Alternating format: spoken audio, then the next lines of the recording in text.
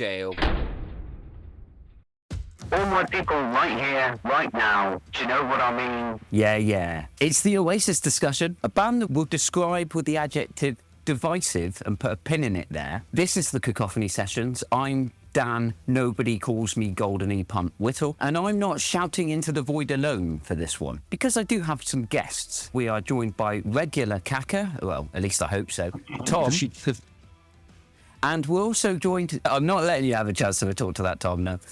You can do that later. For the second time on the show, a journalist whose work has graced the pages of Melody Maker, NME, Uncut, The Quietus, The Independent, The Guardian, as well as writing several books, including The Prince Charles Letters, Fear of Music, Why People Get Rothko but Don't Get Stockhausen, and most recently, Mars by 1980, The Story of Electronic Music. Also written about Jimi Hendrix, Eminem, and Arsenal's Charlie Nicholas. That was my very first book, yeah. Yeah. I should say that even more recently than Mars by 1980 was Different Times, A History of British Comedy. Looking at it from a sort of left field perspective, applying a music critic type sort of angle on the history of comedy, and with alternative comedy as like being the kind of the punk or whatever. All the great things about things being kind of the post-punk, as it were. So Benny Hill, whatever, being Jethro Tull. I don't know, some sort of metaphor along those lines. I'm cursed with just being tremendously unfunny. So, comedy. I'm not well versed in it. Famously, of course, you did also appear on the Cacophony Sessions back when we were a mere audio-only podcast. We discussed the British music of the late 70s, and many of you will know him as the rock expert of the exquisite chart music. If you haven't guessed already, it's David Stubbs. Up, you pop-crazed youngster. Doesn't work when I do it in my southern, non-avuncular tone. How are we doing? Yeah, fine, thanks. Yeah, just rocking along, you know. And Tom, how are you? Yeah, I'm okay. Just recovering from basically a month of infection after infection. So I've just got my voice back, so I'm a bit quiet. It'll be a first. I'm sure I'll still find something to say or a way to say it. Actually, we're video now, so if I can't talk anymore, I'll just hold up cards. I'll find a piece of paper and a pen. Yeah, just show your notes. It's all right. Yeah. It's like a maths exam. I've been banging on about covering the Oasis reunion on a couple of my other videos, and I've been wanting to do it in a bit more depth for a while. I wanted to bring in someone who's got a lot of credibility, and from what I've read about your past Oasis reviews, a lot of fairness in how you approach them. So thank you very much for agreeing to come on and talk about Oasis with us. We've done all the ice-breaking stuff on the previous episode, so go back and check that out. Cheap plug. The undeniable banger that you chose was Adrenaline by Scuba, which I've since checked out and is a nice dance tune from 2013. I like that one. And 1988 was your favourite year in music, so lots of noise rock, post-punk. We don't need to get into that. We can get straight down to brass tacks. Oasis, Mancunian rock gods to some, including themselves, and less well received by others. We're going to discuss their public image. We're going to discuss their music. I want to be as charitable as possible because we're a music-loving discussion channel, and we want to find out if we can send them to rock jail. It's strange, really. You can't imagine having a discussion about the Beatles, to whom obviously they compared a great deal, and having to say, we'll be as charitable as possible. Yeah. There you go. Well, I think that mainly comes down to if anybody's watched previous episodes and whatnot, I'm quite anti-Oasis. Oh, no. So I think that's the way I've had to approach this. But I do understand and appreciate that there are many people that don't have any kind of division, really. It's just they love them. I guess they're compared to the Beatles in the same way you compare Star Wars Episode 1, 2, and 3 to the original trilogy, aren't they? Rather than in terms of songwriting ability. Yeah. Noel Gallagher, by his own admission, is a magpie, not a genius. I think he said in an interview, didn't he? He's taking other people's ideas and putting them together, whereas Paul McCartney ostensibly is magicking an idea from the ether. Yeah. Whether I agree with that, I'm not sure either. I think it's perhaps more valid to compare Oasis with Slade, actually, and I think that's all the left. I mean, still have Slade above them, to be honest. They're nowhere near the Beatles. But I think the Beatles comparison is that they occupied a sort of similar cultural position. I think that they were brought to being because people were yearning for that kind of unanimity with the Beatles. I find it such an odd comparison because there are some sonic similarities, chord progressions and vocal melodies, and they've definitely got that sort of nonsense lyrics and sing-song thing that the Beatles had in the mid-60s. In terms of who they're appealing to, the Beatles were appealing to actually, I think, the same demographic as One Direction really. You look at the biggest Beatles fans were people like my mum in the 60s, whereas Oasis generated that degree of fandom, but in teenage boys instead, which is actually a marketing masterstroke, really, isn't it? I think.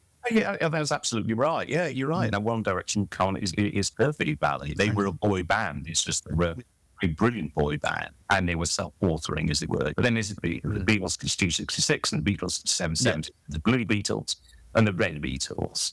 And I think when they became the Red Beatles, obviously they weren't a live act anymore. There was still a lot of hysteria surrounding them, definitely, right through into devastation when Linda McCartney married Paul, and among fans, even Yoko and John Lennon, there was still that. It was residual, but of course they were no longer a live spectacle, so there wasn't screaming. Yeah.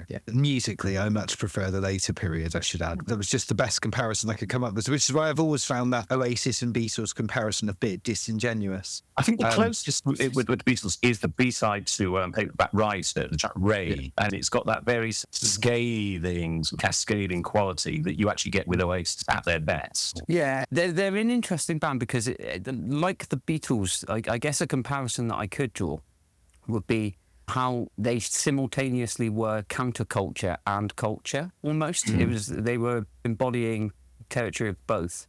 So they were massively popular despite their kind of roguishness. But yeah, in terms of the sonic comparisons, it's mainly in a lot of the lyrics that I find the comparisons. They randomly shout out Yellow Submarine, and there's lots of Beatles titles within there. So it's a wink and a nod kind of reference to the Beatles. But I far more hear the Slade comparison with the heavy guitars and that kind of thing. I don't think it's as ambitious as something like the Beatles, where they would experiment with genre, and they were quite a genre-bending band in their later period, whereas I don't think Oasis really ever had that. I think they also, kind of in terms of the lyrics, I tend to think that the element that you're talking about, the sort of nonsense element of the Beatles, was probably on a very Lennon-esque thing, very Leo-esque, or whatever.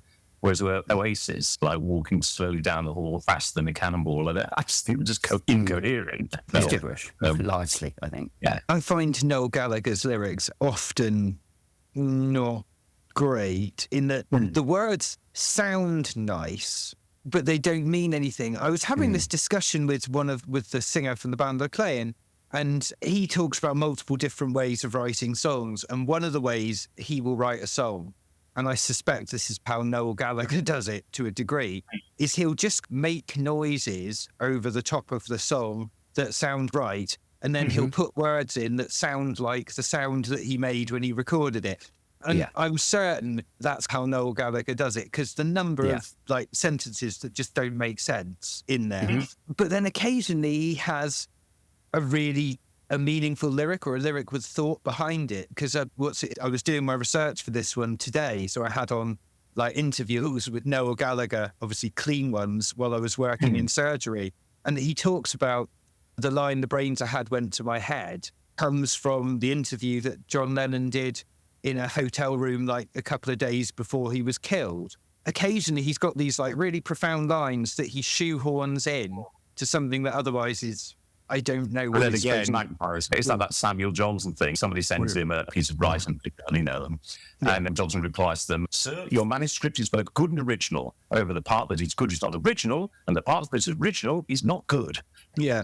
I think a lot of the Beatles comparisons are almost just put out there by the Gallagher brothers. It's their frame of reference for everything. So it's a self-perpetuating kind of line that they are Beatles influence because they keep telling us they're Beatles influence. And I don't really... Attempted sort of osmosis, But at the same time, I think there was a genuine desire for a Beatles-type, Beatles-sized white guitar, Northwestern, reminiscent of the 60s. And I think that was part of the whole Britpop phenomenon more broadly. I mean, if you think of Euro 96, the England team trying to replicate the England 1966 team, Tony Blair sort of replicating the kind of the white heat euphoria of Harold Wilson, et cetera, Chris Evans. I mean, there's all kinds of ways in which you just get the sense in that there was a collective desire for a sort of unanimity that had been, because of all those long sort of post-punk years or whatever, things have been fractious and divisive and diverse in a way that it confused people, and people just wanted one big thing to settle on. Originally, that was Oasis. I think that the whole rave culture brought it to be a sort of collective sense of we want to all gather together in one big place, a stadium or a field or whatever. I think Ray brought about that down. Let's all reconnect en masse in the way that we didn't really do in the 80s quite. We said maybe for Live Aid, and that might even have triggered it as well. But then Stone Roses suddenly find themselves elevated and to be beyond their kind of capabilities or genius or whatever. But suddenly everyone's like gathering at Spike Island. But then Stone Roses disappear for various reasons. They disappear. They almost vacate the throne, as it were.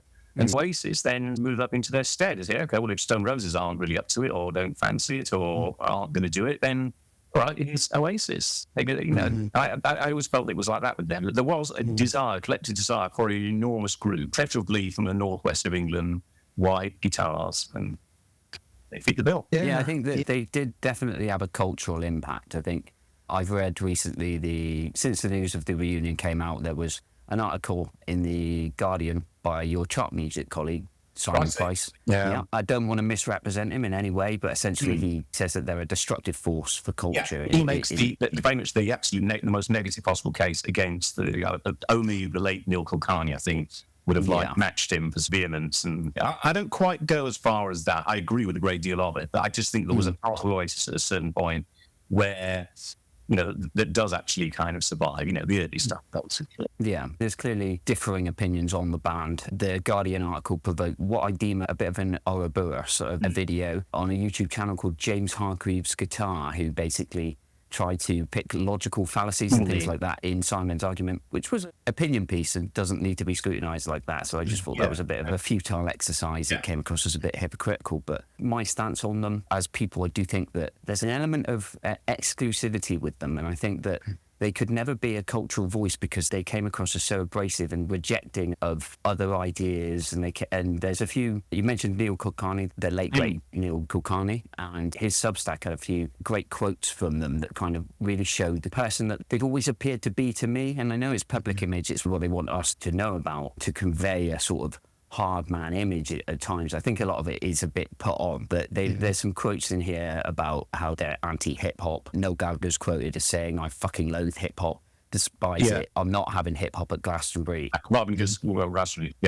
tradition of guitar music. There's a lack of progressive ideas there. Yeah, and I think this goes on the longer that they kind of were, hanging around, basically. So as they get older and older, you get more and more of these kind of comments, a little bit like, you get an element of what you get with people like John Cleese or John Lydon or Morrissey or whatever, the longer they're around, or reactionary and regressive and out of touch, I was going to say, I'd much rather sit and have a pint with Noel Gallagher than I would with Morrissey. I think they're travelling in the same circles. He's not reactionary. He's pro-legalisation of drugs. He's perfectly fine with same-sex marriage and stuff like that. But it's a slightly mixed picture. He's not this kind of flat-out reactionary, but the quotes are out there. One of the worst ones I've seen is also from Noel Kulkarni's Substack. It's not a quote from one of the Gallaghers, but it's a quote directed at them. It's, last week I called Noel Gallagher a lad. Now it's time to call him a legend. And that is from Nigel Farage. Not great.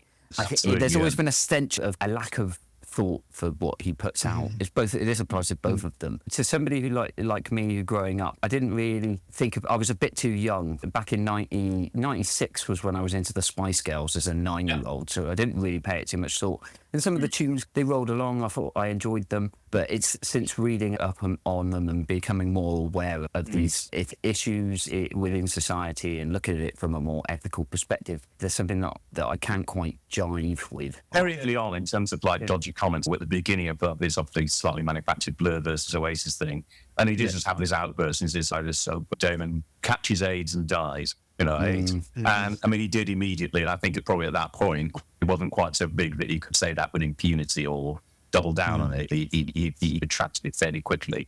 But the fact he said something as stupid as that at all, I think, was... The whole thing is, there's a lot of debate about Oasis and the idea that they represent a sense of the working class. First of all, to me, it's almost irrelevant, really. People debate whether Burnage is it actually a leafy suburb or is it the kind of proper working class, whatever. The point is that they are trying to project some idea of working class. Marky Smith was working class. Jarvis Cochran working class. Manitou Preachers working class. All in different ways. They posit all kinds of different ways in which working class doesn't have to mean some sort of loutish lowest common denominator. And I think that's what sort of Noel and Liam were doing. You can be much more creative. You can be queer, inverted commas, about things. You can be surreal, etc. All of these things can spring. It can be highly creative. You don't just affirm this kind of trad, laddish, marginally racist, sort of dodgy attitudes toward women, or reactionary thing that the Gallagher brothers did both verbally and in terms of what was represented by their music, which ultimately fades to grey in the course of their career. There is also that thing that, again, Simon posited in that piece about something sort of personally at where it was then the Q Awards, and Liam's there just sort of barracking Robbie Williams, saying he's gay, and Carla would you're lesbian, and I mean, people just thinking, there's some top bands here, or whatever. This is just pathetic. It's always left me with a sour taste when it comes to thinking about them. I have all this going on in the background when I approach them now because I don't regularly listen to them. It has such a huge sporting effect, really. Yeah. It depends on what setting you listen to them. I think I was more into rock music and aware of that. So Dan and I are a similar age, but I think when Oasis started out, I bought Definitely Maybe when it came out in 1994. It's one of the first albums I bought. And I never bought What's the Story, Morning Glory, even though it's the bigger album. And I remember they were all over the press at the time. And I think for me, whenever I've heard Liam Gallagher, I've always struggled to like whenever I've seen him in an interview because he represents the FHM generation. Yeah. And it was very odd for me because Definitely Maybe came out, and then I remember some might say, and it being alongside Labour's victory, and with what I knew about politics at the time, I mean, looking at what the Conservative government did to this country and the legacy of that government has continued to do, Thatcher is, without a doubt, the worst Prime Minister that this country has ever had and ever will have, and her legacy has ruined politics forever. And so to have them coming down on the side of, I will bring the facts and the stats out if I have to. We don't have time for that right now. We don't have time for that. But I agree with the long-term effect she had. She was a lot more capable of Liz Truss, but she caused a great deal more damage. Well, it's her employing of Charles Saatchi in 1979 for the ad campaign for the Conservative Party that turned it into a personality war. The whole face of politics in the whole world as we know it is her fault because she's the first one to do it. But so for me as a young child, knowing that my mum, both my parents worked in education, I'd seen what had happened over that, and to have the Gallagher brothers coming down on the side of what seems like the revolution in a positive way instantly made me warm to them a little bit, more so to Noel than to Liam. So I always had a bit of a soft spot for him because actually when I saw him going into Downing Street and having a glass of champagne with Tony Blair,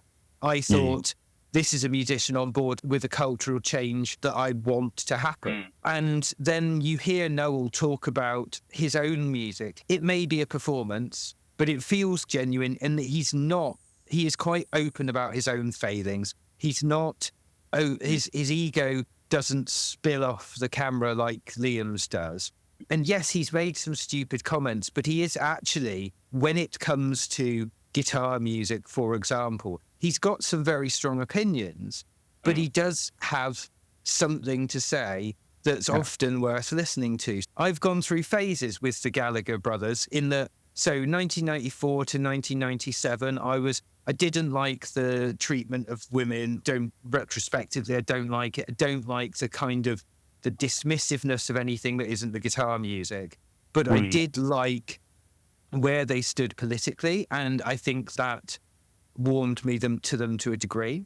And I think that in his older years, up until now, what's happened with Oasis's recent tour means, which I'm sure we'll get to in a minute, means that I don't have a lot of sympathy for them anymore. Because it's basically criminal. Now, that might be, you could argue that's Ticketmaster, but nobody... Price and everything. That's just flat out abuse of your audience. Like, I can't condone that. So I've had a lot of sympathy for Noel Gallagher over the years, and I've quite enjoyed listening to interviews with him. And he comes across as actually generally well-meaning, if a little bit, And it doesn't think about is. what it says. Actually, from a journalistic point of view, I think that, there were definitely strong elements they would say that I would disagree with, but I don't see him as a kind of relentless fountain of pure bigotry and all things whatever. If you look at Which he is- will act. yeah. He's entirely interested.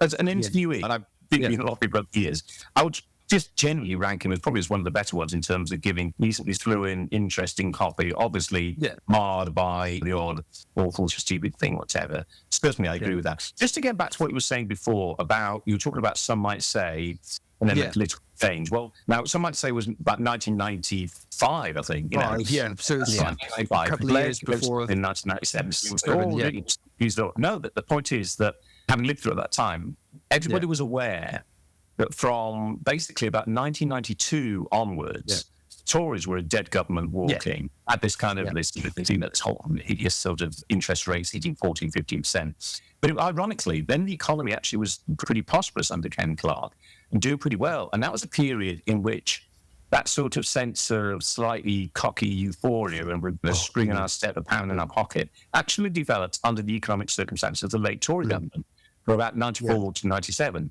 However, by that point, everyone knew that they were a dead government walking. Sleaze was the big issue at that particular point. I thought, we've got to get rid of this bunch of sleaze mongers. And it was pretty much known that Tony Blair was the Prime Minister in waiting. And so 94, 95, 96, there was that sense that Labour are going to have a landslide, and everyone knows it's absolutely inevitable. But in that 1996, everyone knows it. They don't have a chance. And of course, that's exactly what happened. Despite the fact that the Tories are still actually in power, it still feels, in a sense, Tony Blair is like the kind of great power in waiting. And of course, at that point, the thing about Tony Blair is that he's all kind of promise and sort of like white heat and things are going to get better because he's not actually in power yet. Of course, immediately he gets into power, he delivers his be here now moment, which is student loans and the Bernie brides crisis. You've been cheated. That's what immediately happens. That's a curious thing about that kind of mid-90s period when Oasis were there. In a sense, so was Tony Blair, because he was just this sort of shining prince across the water, and they hadn't actually got to office yet. And he wasn't yet a disappointment, as it were. I think the political aspect of it, I try not to let, I'm someone who's quite far left reading Marx at the moment, so I try not to let that get in the way of it, because I think it's very unfair. I think that Noel Gallagher, somebody who, I don't know if he thinks that hard about it. I think it's the optics. He likes to come across as somebody who's engaged with politics. But when you look at the lyrics, there's a lack of identity. It's very vague, just a lot of imagery of just everyday lines and odd lyrics. But there's no cohesive political idea. The qualities that I give to Noel, I associate the same qualities that David Byrne has. He's very good, in my eyes, at coming up with really cool melodies and hooks and then putting these non sequiturs over the top.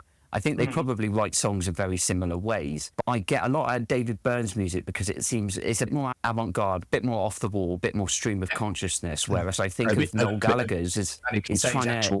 as well. Yeah, you know? And I think Noel Gallagher's is trying to be something it's not. There are moments on some of the songs, Indefinitely Maybe, where the lyrics do seem to have some meaning. Some of the lyrics in Cigarettes and Alcohol, for example, there is a meaning to it. There is a narrative sort of flow within the lyrics, and there is something he's trying to say on that album.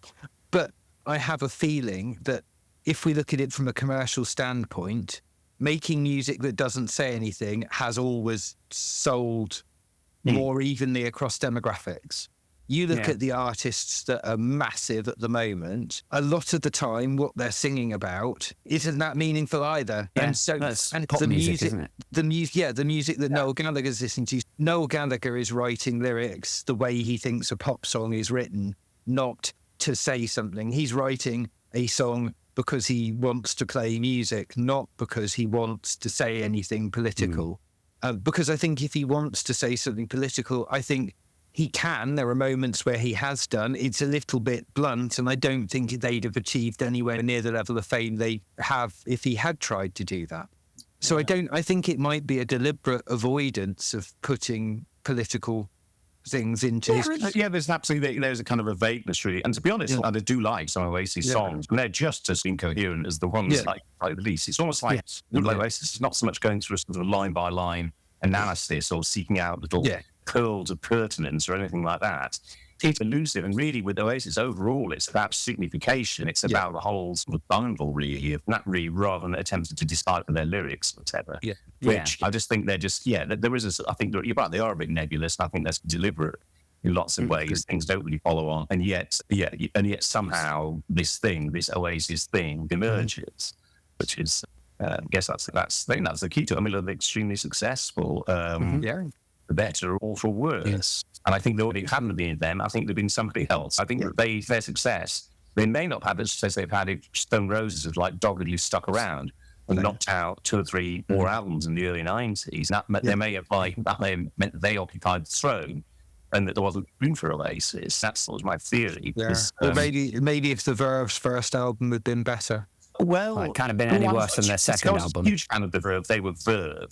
Yeah. And I think with Oasis, when they first emerged, the whole context of Britpop hadn't really yet fall. I mean, I think the kind of Britpop began with calculated attacks on Americanization, pop, and trying to celebrate a sense of Britishness and Englishness and Horsepress and pubs. And I think that's what gave rise to the idea of Britpop. But initially, I bracketed people like Oasis with everybody from, I don't know, Swerve Driver, My Billy Valentine, Verve, definitely. Yeah. Verve had this huge, vaulting, skyscraping ambition, store in heaven or whatever. An ambition in every sense. I interviewed Richard Ashcroft when he was living in a room above a hairdresser's in Wigan, or whatever. He's wearing a little cravat that looked like it'd been cut up from some net curtains or whatever. But you sense he knew he was a star already, and eventually ultimately became that. In his mind, he was already a star. Prior to that actually occurring. And he had that huge, so in every respect, it was sonically ambitious, and then personally ambitious, wanting to be seen, which was antithetical, I think, to the whole shoegazers thing or whatever, which was different. Yeah. But I saw Oasis on the first indefinite maybe as having this great sort of billowing, slightly toxic energy, this big guitar energy that was similar, and it almost seemed to My Billy Valentine or whatever. Yeah, I can hear the shoegaze element. Having this sort of big, sonic ambition, because obviously the subsequent history of Oasis is this kind of, as I say, this fading to grey, this kind of regression to a sort of orthodoxy and a norm. But initially, they felt full of promise. They felt like they were bursting all over the place. And this is, as I say, before the whole idea of Britpop had been articulated and codified, and when they were still just a prospect and they hadn't amassed this huge audience or whatever of the kind of audience that they got and the kind of following they got. They seemed like a potentially very interesting proposition.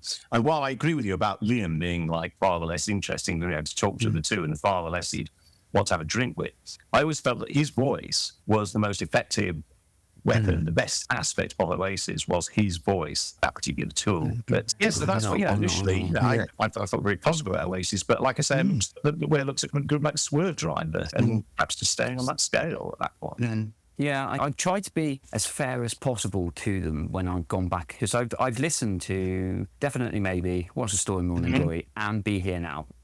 I've listened to them over the last couple of days. And as a non-Oasis fan, it was tough. I started off with Definitely Maybe, which you wrote an article for Louder Sound that you were quite positive on, Definitely Maybe, and I just don't get it. I think, but I think the reason why is I didn't listen to it at the time, so it's entirely unfair for me to be speaking in 2024 and looking back on it now. But I do think that the mix of it is so guitar heavy. It sounds like it's being recorded at a hedge trimming convention. Owen Morris has brought his Black and Decker out, and it's just relentless all the time, and there's so little dynamics. I just really cannot get this album. I do like some of the songs individually, little riffs and melodies. I do enjoy Slide Away, for instance. It's got a really good melody, and I do like that. But they just have this habit of it's too overbearing and too long, and I just can't vibe with this album. I just don't enjoy it. It's a very specific stylistic choice by Owen Morris on that. It's called brick walling, isn't it? The idea is that basically when you're mixing it, you mix everything to the red line. Essentially, when you're when you're mastering it to a CD, you're mixing everything at the red line, so it ends up louder than everything else. And I was watching a documentary about the recording process, and they're all very eloquent about it because it's got Owen Morris and a few other. It talks about it himself. Essentially, they had awful trouble recording that album. They went to multiple different studios. It's because I really like that album. Now, if we're talking about bands who are considered Britpop, I bought Dogman Star by Suede the year before. I was a very pretentious 6-year-old. I mean, that's a good album. That is a very It's a great good album. Suede were the best of the Britpop bands. I will die on that hill. Everyone is allowed to disagree, but I will die on the hill that Suede are my favourite. They get talked about. I was in this Britpop documentary, and there was a lot of talk about Suede. I mean, I felt they were kind of conceived and got their dynamic going. Before, say, the whole idea of Britpop had been, as it were, codified and introduced. So there's always a bit weird to talk about. It's weird to talk. And Pulp as well. Isn't Pulp's first album, 1984? 83. What? Yeah. 81. It's a good album as well. I enjoyed that. I also enjoyed Not Freaks, the one afterwards, from 92. I can't remember it. My mind's drawing a blank, but it's a really good album. I enjoyed that. But enjoyed that sort of zenith of success around the sort of time with which Britpop was associated. Then I think it's probably fair to talk about then in the context of Britpop. But I just felt that Suede is really almost like something else that had occurred a little bit earlier. Definitely, maybe it was. I really enjoyed that album. They had that loads of trouble making it because they wanted it to sound raw and big. And part of the reason they've mixed it like that is essentially, from what I can gather, the band tried to record it in the conventional way where you put the drums down and then the bass and then you had the guitars on the top, and they basically couldn't do it. And then they did it again with a different engineer who essentially mixed them all in the same room and deliberately had it so that you'd get bleed on the audio channels. On one guitar, you'd have the noise of the other amps and the drums going, so you get a lot of bleed on the channels. And then the guy, Owen Morris, has sent it to mix, and the band are not involved in the mixing at all. And he's been told to mix this album, and I guess with all that bleed there, and they've always got loads of different bits going on. Be Here Now is the best example of this, where I think one track's reportedly got 100 guitar lines on it, and one solo it's got 17 overdubs. That makes Billy Corgan look minimalist in the way he records guitars. Owen Morris has to mix this and try and bring all the different things they're trying to do out, and gets around it and tries to get that abrasiveness coming through. And the way he does it is just mix it to the red line. It's the similar thing to Iron Maiden have done many times as well with their mixes. And so it's a deliberate stylistic choice, which I can understand a lot of people don't like. Yeah. And also, when you've got a CD jukebox, it's also a very laddish thing to do, because when you've got a CD jukebox and you go to that track, it will be louder than everything else. I think that triggers something in me, because the amount of times I've been in a pub jukebox and they put Oasis is the go-to choice. And I think that on your point, Tom, you mentioned the loudness of it. I think almost referring back to Simon Price's article about them being a force in culture. I think one of the worst things that they've landed us with is this. They were one of the worst offenders in the loudness wars around the 90s, where CD got louder and louder because people recognised that's the first thing people would go to on jukeboxes, on the radio, etc. And I think that's why I can separate the art from the artist, because their lyrics aren't obscene, they're not horrible, they're not toxic as performers necessarily. It's the outside stuff, and I can try and see past that. And I'm greeted with loudness war winners, and it really puts me off, because I think that Bonehead, the rhythm guitarist, I compare him to, in a weird way, Richie James from Manic Street Preachers, in that I think that they were the polar opposite of what a rhythm guitarist was for a band in the 90s.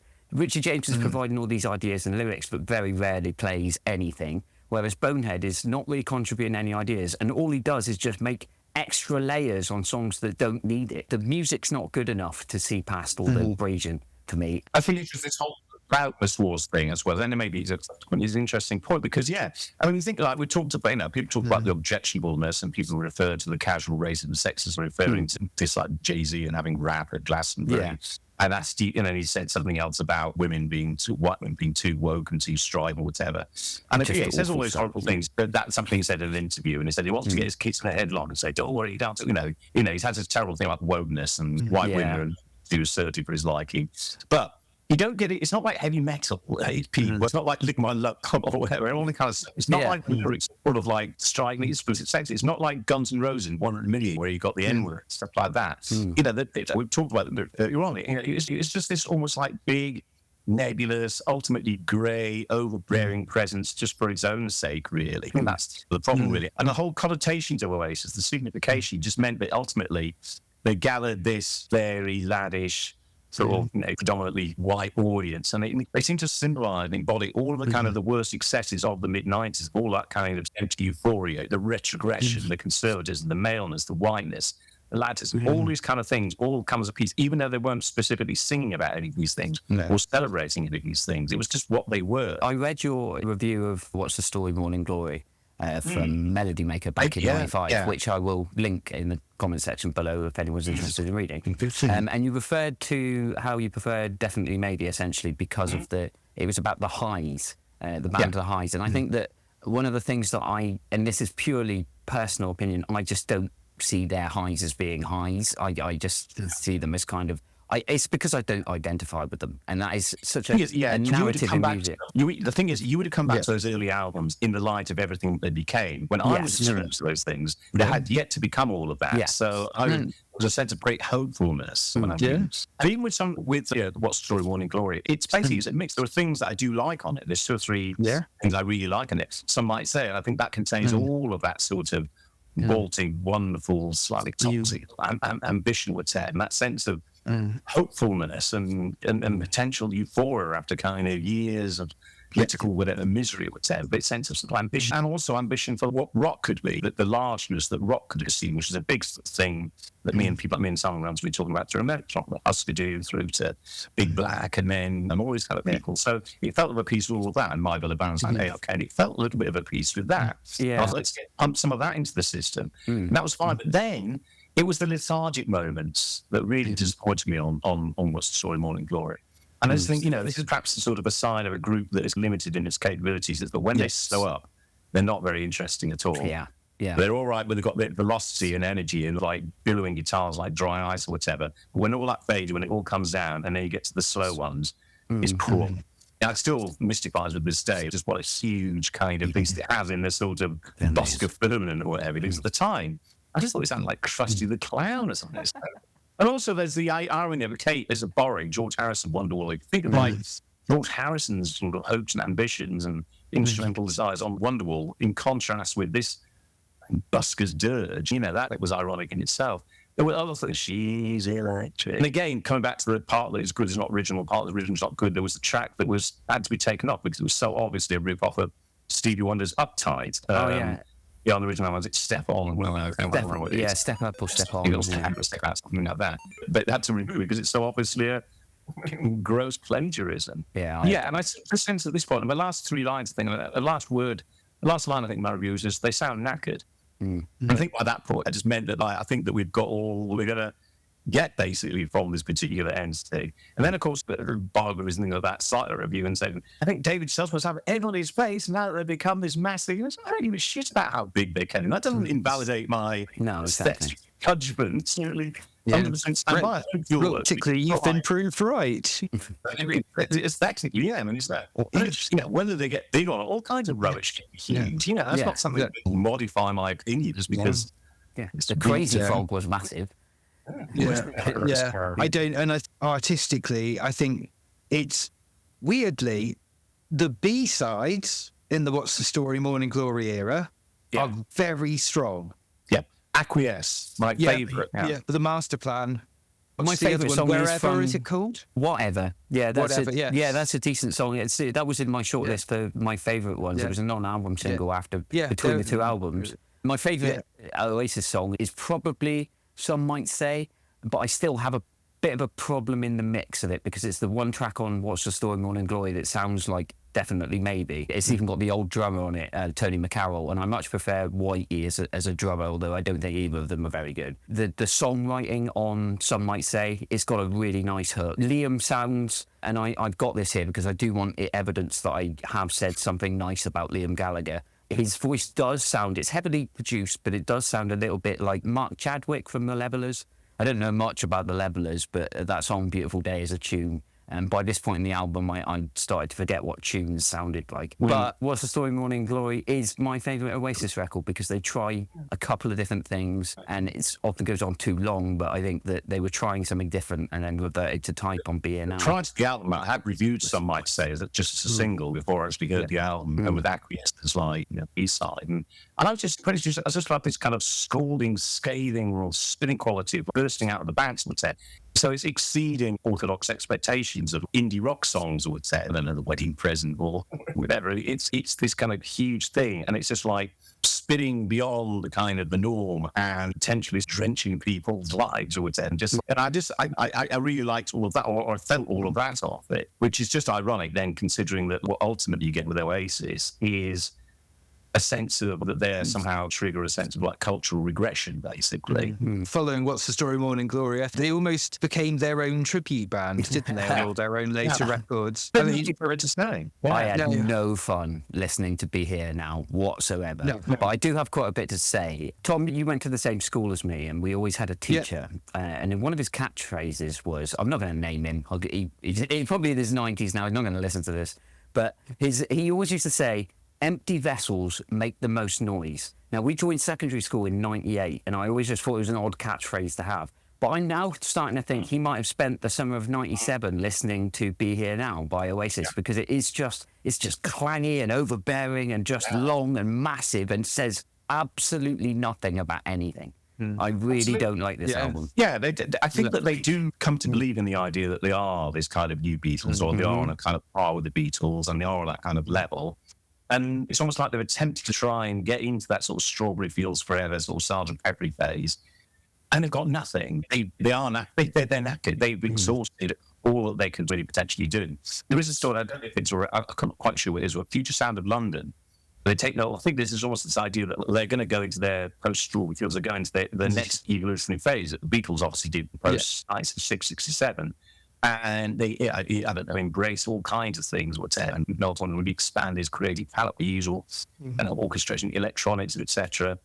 And they go into the studio together, and Noel, I think he turns up with 50 guitars or whatever, and he hasn't got a clue. He has no clue how to do what the Beatles did, how to evolve from monochrome to colour, as it were, how to do all of that. He has no ideas in that direction at all. It's just he's got nothing when it comes to his absolutely empty. It's just not what he is, not what Oasis are. He even admits in interviews that he shouldn't have made Be Here Now. You hear about how the albums were made, so definitely maybe Noel had loads of songs. That's the main reason, because his brother got him into the band, didn't he? Because Noel was working as a roadie for Inspiral Carpets. So he'd written loads of songs, and Noel would turn up to the offices of Creation Records and tell them he'd written a song on the train over, whereas actually Alan McGee says, I knew he had 50 to 100 songs already written, but he liked to pretend he'd written them on the way over here. Then What's the Story? So he'd written loads of songs, and they went in and they recorded some of them, and then there's like Digsy's Dinner, which is like a joke made about something that happened in the studio anyway. And then it is a stupid song, but they know it's stupid, which is why they put it on the album. And then a couple of the songs that didn't make that album got held back to go on to What's the Story Morning Glory. But they went into the studio, and because they'd been out touring, none of the songs were finished. So they had to sit as a band and finish them off. Be Here Now, he went off on holiday to the Caribbean with Kate Moss and a few other people, and wrote the whole album on an acoustic guitar on holiday, sat in his shorts on a beach. Yeah, it sounds like it. He didn't have a band around him going, you can't do that. And it's the same problem that Billy Corgan's had with Smashing Pumpkins, and a lot of bands where you have one creative force. Around What's the Story Morning Glory, he wrote all those B-sides that he put out, and they're all amazing. So he's just done this, he's just had this purple patch where he's written a lot of songs that are very good. Same with Billy Corgan with Melancholy as well, that era. Same year, isn't it? And then he's gone away to a beach and written an album that is the same thing again, but not as good, because he used up all the good ideas. And he's released that, whereas Billy Corgan went and shaved his head and made a door, which is one of my favourite Smashing Pumpkins albums. But he hasn't reinvented himself at all. And he even says he regrets recording that album because, by his own admission, it's awful, and he can't believe anybody likes it. The thing is, he just didn't have it in himself. He never did. It wasn't just, I just went in a bit too soon or whatever. Or, it wasn't like a kind of like sort of glitch in the upward trajectory of Oasis. He had nothing. He had nothing to say beyond what Oasis already said. Now, it's interesting. It's paradoxical. I think you're right. He is absolutely honest, is Noel Gallagher, about, he will say, yes, effectively, we're a case of diminishing returns. He can be very honest about that. He's not somebody that has, I don't think, really a great delusion. He's capable of being very sort of realistic and self-deprecating. And sometimes I've seen his analyses of Oasis is, I thought, yeah, that's kind of basic what I think, really. But at the same time, what was also happening, I managed to put in a kind of a slag off, and I also managed to slag off a later Oasis album in Uncut. But this was very rare. And in fact, what started to happen, and it started happening on B and now, basically every sort of, whether Enemy or even Monthlies or whatever, you still see this today with The Guardian, right? With some big actor, whatever. So they always get a 4 or 5 star thing because people are blocking Taylor Swift plus an interview. And Oasis certainly were above. They said, well, they didn't like the album so much, so you can fuck off. So basically, you'll just see all of these albums everyone knows retrospectively, including Noel, to have been like pretty small potatoes, getting 4 or 5 star reviews, purely because everyone is just fawning and jockeying for position to try and get an it's with Noel and Liam. So they're completely worthless to the readers because that's their sole purpose. And it's, and at least, one I can at least say that at the times that I got to review Oasis albums, I was allowed to have my head and be honest with it, and I wasn't coerced into saying, trying to be, come on, give it a nudge, come on, nudge. There was no pressure, but there wasn't other writers and other people, other magazines, most definitely. Yeah, they weren't sort of broad-minded as to grant interviews to magazines to like being dished about the album. To be honest, I mean, what reviews in magazines or whatever created necessarily to the growth of the phenomenon or to Oasis's self-knowledge, I don't really know, but that was most definitely something that happened. Yeah. I don't think that they're going to see this, but if they do, I don't think they want to come on for an interview, but probably more likely to challenge me to a YouTube boxing match or something like that. But Noel, I told you, I'm a lover, not a fighter. So as I say, I've tried to be as fair to him as possible musically, but Be Here Now is just the nadir. The highlight of the album for me is the irony of the fact that you've got a track called It's Getting Better, Man, and it really isn't getting any better. In fact, it's getting progressively worse. And then to bring back all around the world for us, another 2 minutes. I don't mind that song, at least I never used to, as a single. I was, 10 when this came out, but it's just not very good. I mean, 97 is a year of OK Computer, The Velvet Rope, and so many good records. And this is really behind the times, and it just seems self-important. And it's just that even within the context of Britpop, you had Oasis, then you had their little sort of tugboats like Northern Uproar, Cast, or Blue Tones, or whatever. They were just quite as good. But there was actually, even within the context of Britpop, it had this kind of level of, I don't know, quirkiness. I mean, if you bring in Slade, Jarvis, Gene, like that. You have women in groups. You have women of colour like Sonia, Bella, you had Salad, Sweeper, Louise Bean, So it wasn't like it was this kind of relentless, monstrous regiment of just pure laddom or whatever. It's just that Oasis was sort of so huge and so laddish that they almost came to sort of like overwhelmingly define the whole idea of Britpop. Was that actually a lot of Britpop? There was a lot of diversity, at least personnel-wise, not always necessarily style-wise. It's what's interesting though is that Be Here Now in 1997 is a massive downhill from What's the Story, Morning Glory, but a lot of the Britpop bands went downhill after 96. So after 96, because the Blue Tones' Slight Return, which I will argue is their best track, or the only album of theirs I've ever bought. That's an undeniable banger, that tune.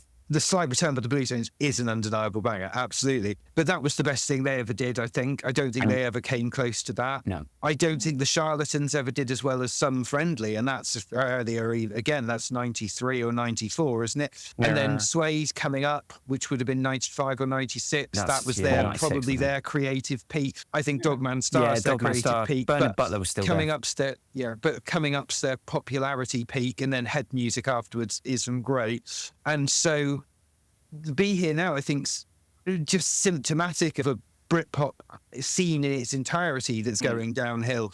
And to give Oasis a little bit of credit here, a lot of those bands then went on to implode or not release anything, whereas I think Oasis, probably under pressure for their label, kept releasing. And although Standing on the Shoulders of Giants I hated, I didn't actually hate Heathen Chemistry at the time. I bought it, and it's not amazing, but it's not... I'd rather listen to that than Nickelback, which came out in the same year, I think. I don't know. I can say that. I would listen to 100% Oasis over certainty. Nickelback every single day. I'd listen to Oasis over Creed or Nickelback any day. I think it's I don't interesting think that I would. it's obviously we've all got our kind of doubts, our grave doubts about Oasis, but then they're massive. Yeah. You know, you're obviously missing something. It's just something you just don't see, you just don't get, because they're massive. People think their massiveness is some sort of like aesthetic, artistic validation. Yeah. And I just talk about that. I think that obviously that they are massive. I think they're massive in a way, that's not remotely commensurate with their kind of very modest contribution, as far as I'm concerned, to rock music. But so I think that you have to look, I think it does come out early on. So I can theorize that it was this collective desire for a huge Beatles-type band. It was a desire in the mid-90s to get back to the euphoria of the mid-60s, to replicate that great British moment, the kind of, I don't know, Carnaby Street, prior sort of ironic pop pride in the Union flag of the Hope and Howard Wilson, whatever program in the 60s. All of these things, even the football comes into that. I read 1996 from the end of history, which I go into a lot more in Great from Debt. But I do think that that was the moment people just wanted. And it's interesting also the huge response to their comeback and their reunion. And again, it just feels it's above and beyond necessarily the quality of a band, certainly in this particular case. But it's just that perhaps Oasis, because they were so huge, because they were so dominant, just came to represent a certain sort of relatively euphoric point, in people's youth or whatever. And we are certainly not living in euphoric times now. But that's in the mid-90s. They were relatively untroubled times. I think people felt prosperous, they felt optimistic, it felt a blue sky time. A rare time. It's hard to look at another decade or time when people necessarily felt like that. But the 90s is probably, a kind of high point in that. So I think people perhaps want to relive their lost youth or whatever. Or also there's this sense of, with the Beatles, I remember living through the 70s, it almost felt like the Beatles having split in 1970. It meant that the culture was broken. It's like the grail was lost. It really did feel like, it's hard to exaggerate, I think, how keenly people felt the demise of the Beatles and how dismal and broken the post-Beatles phase felt. It was like the loss of the 60s and everything that kind of sense opposite of the 60s. Yeah. And maybe there's a similar thing that Oasis splitting and Oasis coming back maybe somehow represents a kind of restoration of the euphoria of the 1990s. It's something way above and beyond the idea that Oasis, going and seeing Oasis live, is just going to be this magnificent aesthetic experience. It's just something much broader, because something has to account for how genuinely huge they were, which is indisputable. That was a time of genuinely hugeness, though, wasn't it? Because at the same time as Oasis, you've got Take That and the Spice Girls. That was an era where I think in pop music and in music in general, people wanted to come together behind something. And I think if you had a chorus that people could sing back to you in a field, you'd make it huge. It's why. There was a huge desire for community. I think, as I say, I think that tracks out the whole rave experience. And the 80s being very post-punk and very diverse and fractious and tribal and all these kind of things. And I think there was this massive desire for unity. As I said earlier, in a funny kind of way, I think that the spectacle of Live Aid may have helped trigger this as well. It may have been one of the things. Like in 1985, all of a sudden, all people getting back to worshipping Freddie Mercury again or whatever. Yeah. And just people getting a real sense of euphoria and togetherness and oneness and this massive sense of sort of cultural energy out of an event like a spectacle like that. It maybe you want to bath myself, but that's me. I'm not one of the crowds, but I do understand it. Yeah, I think that it's always similar in politics to the way that the decisions that were made in the 80s have helped create these big brands. The capitalism of the 80s has given us all this excess, and now there are pop stars that can be brands. But the problem is now it doesn't really translate, because there isn't a monoculture in the same way that there used to be because of the internet. So you can't have these big brands be so ubiquitous that everybody knows them. Yeah, I mean, John Harris, I don't see eye to eye with him. It's one of many things, but when he raised before, he called it the last party. And that's absolutely true. It was the last time where it felt like there was a big moon, a great, massive pop tendency.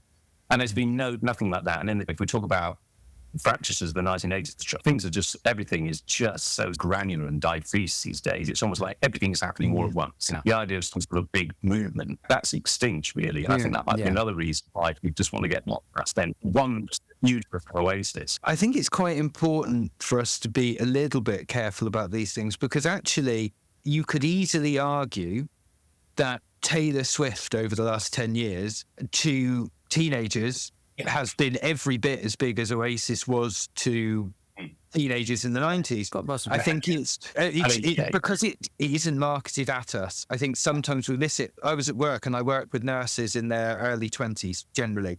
And there you watch when Taylor Swift announces her tour and you watch it sell out in seconds and she's playing hundreds of dates and they're selling out all over the world. I'd say she is probably as big as Oasis, but as Dan was saying, the problem is, so there are artists who are as big, but they're not as ubiquitous with branding. Yeah. So the huge acts are as huge as they've ever been. Yeah. It's just that it is entirely possible to have your entire diet of music without ever having to listen to them. So I think that's the thing. And I think that I have younger people in the practice. We were talking about it today. There are young people who have never listened to Oasis. Yeah. There's this kind of generational divide almost, because you see like the discussions of Oasis online and there's not many young people that are excited about it, but you get a lot of people in the comments putting, I've never heard of Taylor Swift, but I want them to bring back real music. Oasis, it's all very gatekeepery. It's something that I try and avoid. It's very tribal, isn't it? It's consuming music like you consume watching a football team, not consuming it as art. There is a real culture of that in general in the way we have music for purposes. When we do our chart rundowns and what's in the charts, half of the reason that's in the chart is probably because people play it on Spotify in their Zumba class. Yeah. So music is being used for a purpose. So Oasis was an early example of that because it was used because you could chant it in a pub without getting kicked out. As stupid as that sounds, but that's why drunk people sing. Drunk people used to sing and still do Bohemian Rhapsody in pubs because you can sing it and not get thrown out. Wonderwall fits into that vein as well because a lot of Bohemian Rhapsody is nonsense, right? It becomes massive because it's inoffensive and you can listen to it in the car, you know. And the sing-along thing. I noticed, I remember like seeing it in the late 1990s, there was this desire now for the massive sing-along, which I'd not seen before in sort of the 80s, early 90s or whatever. This desire for the mass community. And again, it's for this kind of sense of oneness, like sing-along a Max Bargrave, sing-along an Earl or whatever. And again, completely alien to me, but clearly there was a huge season need for this. Now, what you're saying, about Taylor Swift, if I'm talking about everything being so diffuse, now obviously Taylor Swift, something is, I think when you talk about Britpop, that was kind of a movement. It wasn't just Taylor Swift is just Taylor Swift. It's not just Taylor Swift. There's Ed Sheeran and Adele or whatever. What no, I think again that's a response. I think to the sheer diffuseness of popular culture. When I was a music journalist when I was starting out, and because I think this has always been around, people would always say to me, "What's the next thing I should be listening to?" It was always things singular, never the plural. Thing. People wanted the one thing. They couldn't cope with 10 things. They wanted to know the one thing. People sometimes just want. And I think that like Taylor Swift or Ed Sheeran or whatever, for whatever reasons, I mean, sometimes they're slightly arbitrary or lucky, whatever, also based on determination and skill, whatever. I have nothing against Taylor Swift at all. No. Got a few things against Ed Sheeran, but I don't know much about Adele. But there's definitely, again, it's more than just the intrinsic talent or the intrinsic sort of aesthetic worth of these acts. It is just this desire for the one thing. And I think it's more extreme. It's just it's not movement style. It's just individual acts. Just absolutely struck gold. And so Taylor Swift is a huge example of that, as was Adele or as and Ed Sheeran. And if you look at them on an old Spotify type thing, you look at the kind of great pie diagram where they've got about 3 enormous slices when everyone else is just travelling around for scraps. Almost mirrors the sort of economic inequality of the times or whatever. But again, not to say it, Taylor Swift's politically dodgy or anything like that. No, I'm quite happy listening to her stuff, although I do really dislike listening to Drake, who is also up there. Yeah. But it's also curious, and this is another thing, and I don't really quite understand it. When I was growing up in the 80s and 90s, I was constantly exposed to pop music that I hated. I don't know. So my least favourite song of all time is Baby Jane by Rod Stewart. And I remember talking about your choice. Walking through the world. I just heard it about 80, 90 times. I sometimes resented this. You know, that's not the case anymore. I genuinely can walk through the world, and I'm not knowingly, I probably heard. I don't know any. I don't think that's just me. I reckon that if you was to do a Taylor Swift thing on Pointless, for instance, recognition of Taylor Swift, that you get some pointless answers there. Yeah, I can go weeks without hearing these things. I think these days, I think that people have these highly personalised, bespoke sort of experiences via the internet or whatever. Yeah. But I think that's a good thing as well. I think for music consumption, I think the fact that it's just an interesting point. And we can wall ourselves off now. But I think it makes it very difficult. It is virtually impossible now to make a living as a musician. The only musicians who will make it now are the ones with wealthy enough parents to pay for their upkeep. Yeah. So I think that we need to find a way to making music and art in general sustainable for musicians and artists. Because at the moment, you will almost certainly have to have a full-time job to be a musician while being a musician. And then your odds of making it with the amount of competition out there are virtually nil. And if you make a great album, the chances of you getting anywhere with it are slim to none, even if you're out gigging all the time. And that wasn't the case before, because you're competing against a lot of other music, some of which is good, but some of which is dreadful, but will still get picked above you because of the way the algorithms work. And that's quite a sad thought, that creative artistic types who, it's quite logical to say somebody like David Bowie, there is probably the next David Bowie out there. And would David Bowie's music from then make it if it was released now? No, it wouldn't. He would make it. You probably wouldn't. Driven. The way to get there isn't the way he did it. And he's not. This is going to sound awful. He wasn't good looking enough to make it now. I don't know. It's a Serious really interesting Moonlight tour, definitely. Obviously, technologies or whatever, and laptops and what you can do off a laptop has democratized things hugely. I mean, people are able to make albums with sort of effects and sounds and whatever that might have cost you £100,000 in the past. So there's been, on the one hand, this huge democratization. What that's actually meant, and in my experience as I listened to it, is that there's not so much. It's not just that there is so much music being made. There's so much good music being made. Yeah. So much so that the market can't bear it all. And even in a just world, you probably have to give just everybody £1,000 each, equal distribution. There is not. So that's the first thing. But but the point you make also about, in terms of like really pursuing this and making music, something you would just do all the time and pursue all the other aspect of it, the gigging, all that kind of stuff, and make it a real going concern. Yes, you wouldn't need that kind of backing. And as somebody pointed out, and this is happening across the arts, it's across in acting, everything like that. As somebody pointed out, it's like the people that have nothing to say are now doing all the saying. That's exactly it. And so what we're finding now is a lot of bands releasing one fantastic album and then disappearing. I could list loads of bands that have released single great albums. The prime example of this would be, there's a band called Grammatics, indie band, released an album in 2009. It's absolutely stunning.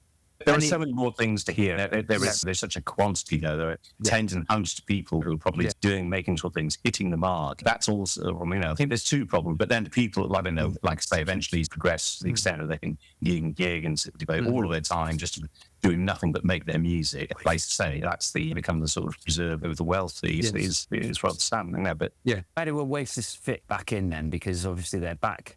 Who are reunited. Richard Ashcroft just announced as the support act on the tour as well. So, do they have a place in this new landscape that we're talking about? No, I think it's a pure exercise in massive exercise in nostalgia. Yeah. And I don't think, probably not pretending to be anything more than that. No, I'm very angry with them. This surge pricing tickets. It's evil. Frankly, we all had a problem with ticket touts. And so for Ticketmasters to come out and go, we've done this to deter ticket touts. No, you've done it to get a cut of their cake. Yeah. You've done it so that you get the money, not the resellers, for more than the resellers would have probably sold them for anyway. So it's an exercise in greed.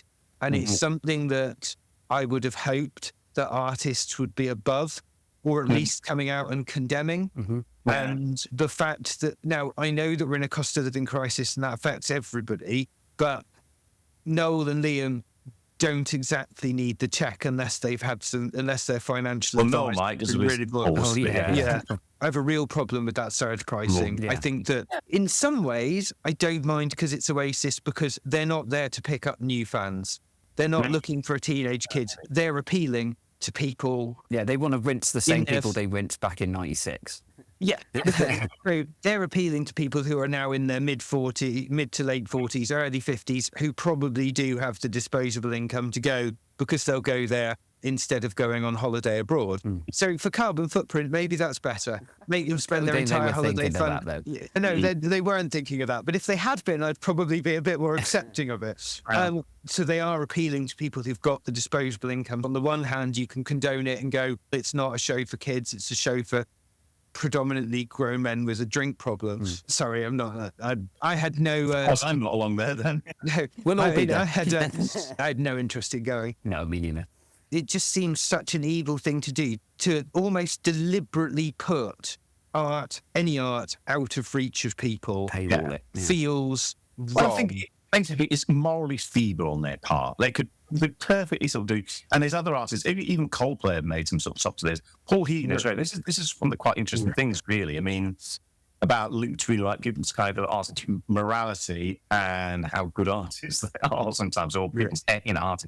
Yeah. I found in my time as a music journalist, I spent a lot of time giving a good old kicking to people like Paul Heaton, but now, as a result of the sort of decisions he's made in terms of ticket pricing, just on that basis, I just think, well, you're mortgage, whatever, you have to break at the time, Ian.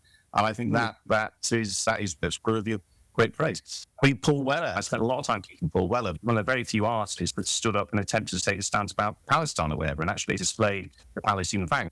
For me, massive respect, because a lot of people are keeping their heads right down on that one, definitely, regardless of their aesthetic quality, So interesting how these things go across. But sadly, Oasis fail on both the kind of aesthetic and the on this. They knew as well. I think Robert Smith has come out and said about how much control the artists do actually have over this. So be disingenuous. Are we going to put them in rock jail or not? Because of the surge pricing. And I don't want to do it because I like 3 of their albums. I like listening to Noel in interviews. I think he interviews well. I think definitely Maybe's great. The Master Plan is a lovely song. But no, surge pricing, you're going in rock jail. Yeah, rock jail for me. And I think it's rock expert agreed. Ultimately, because of what they became, what they came to signify, really, and especially given how much the hopes I actually invested them early on when there was no one even knew what Britpop was or anything like that, and no one anticipated this great surge in FHM laddism to which they became a sort of inadvertent part, whatever, and also the kind of like ultra dodgy things that Noel then ended up saying when all he had really was just a sort of platform spout crap. So I think for all of those things, sadly, the first 1.5 albums aren't I'm afraid, mitigation, really. Yeah, there's a lengthy stretch. I think that. Sorry, go on, Tom. Just because I really want to shoehorn this in. Sorry. When we talk about a stance on Palestine, the new Godspeed You Black Emperor album, the title of the album is no title as of 13th of February 2024, 28,340 dead. Yeah. If we want an artist making a statement on Palestine, my probably favourite band, one of my favourite bands of all time, have done it. I stand with them. Yeah. And that's a great thing, because I 100% agree. And I remember that. And of course, the thing about Godspeed is they aren't this kind of great polemical lyricist band. They're not. And most of their stuff is this kind of lengthy, most instrumental. Yes, if that's your style of music, if you want to make a sort of political point, there's a way and means of doing it. And they did it good. Yeah. They've done it before. They have form. They are an anarchist band. One of their records on the back cover has a map of how music labels fund the arms industry. I love their ethics. That's how music and art should be done. No, but there are other ways. There are other valid ways exist. But I like their way. I'm with that. Yeah. With Oasis, I mean, to quote Champagne Supernova, which is a song I've never really enjoyed. Where were you while we were getting high? I was playing Sonic and Knuckles in my bedroom. I didn't really get it. I don't really enjoy it now for the reasons that we've documented, but I'll always say on the Cacophony sessions that every music opinion is worth fighting for. If people still want to like Oasis, it's valid. I'm not here to tell you you shouldn't. I'm not a gatekeeper. It's just not for me. Do you know what? You know what I say to people, something to try to make a case for Oasis? Read Alex Niven. I think he's 33 and a third book on Definitely Maybe. He makes a case at least for the early Oasis or whatever. So read him, because Alex Niven is an absolutely sound lad. So I think that he is probably the most effective articulator that I can think of the pro Oasis case. Yeah, so, there's plenty of material, both sides of the argument out there for sure. Is there anything we want to promote before we wrap up this evening? Yeah, Go for it, I'm Tom. currently trying to sell my record collection to fund, so I don't listen to vinyl anymore, and it's wasted on my shelves. And I need to fund the upgrading the band's live rig. So there's some really rare stuff on there. So at the moment, I've got all my 7 inches listed, and I've got a lot of very rare Smashing Pumpkins and Biffy Clyro stuff that's listed. It's all on eBay. Please buy my stuff. It's all very reasonably priced. Yes, and of course, do listen to Foreign Voices, Tom's band, across all streaming If services. you listen to it a couple of thousand times, we might get 2p. Make sure you go and listen to Chart Music, though, because it is an incredible podcast. I might not sound anything like Al Needham. Yeah, there's going to be a lot more chart music activity coming up, I think, over the next few months. Yeah. I've spoken to most of you guys before. It's a wonderful community that they've got there. And Cacophony Sessions fans, if you haven't already checked it out, go and find them on all the podcast services. Myself will be continuing to make videos. I'm going to be doing a big Prince conversation around the Netflix documentary in December as well, with some experts that I'm working with. And yeah, until then, log on to cacophonysessions.com to find all our other videos, check out the channel, and make sure you stay funky.